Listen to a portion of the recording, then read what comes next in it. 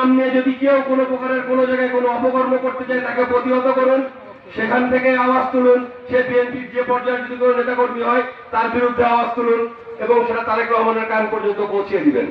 এবং আপনাদের এই কথা সেই জায়গা পর্যন্ত পৌঁছানোর জন্য যে মানুষ আপনাদের মাঝে উপস্থিত হয়েছেন, অন্য কেউ নয়, সেই ব্যক্তি মাহমুদুল সালেম ভাই।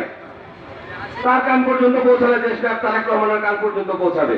নিয়ামতপুর, পোশা, সাভার সহ বাংলাদেশের যে কোনো জায়গায় বিএনপির যদি কেউ কোনো রকমের কোনো অনিয়ম করে থাকে তার কান পর্যন্ত পৌঁছে দিবেন, তিনি ওই পর্যন্ত পৌঁছে দিবেন।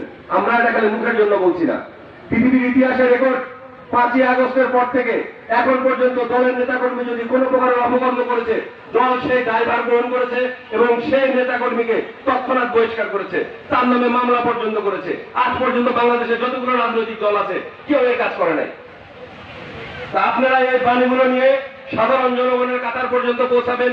বিএনপি হলো গণমানুষের দল, সাধারণ মানুষের দল এবং গৌরব ঐতিহ্যের 47তম প্রতিষ্ঠা বার্ষিকী সফলভাবে পালন হচ্ছে এবং সামনে যেন এই দলটি শত শত বছর পূর্তি পালন করতে পারে, এই কামনায় আমি আমার বক্তব্য শেষ করছি। বাংলাদেশ জিন্দাবাদ, জাতীয়তাবাদী যুবদল জিন্দাবাদ। সকলকে ধন্যবাদ। আসসালামু আলাইকুম।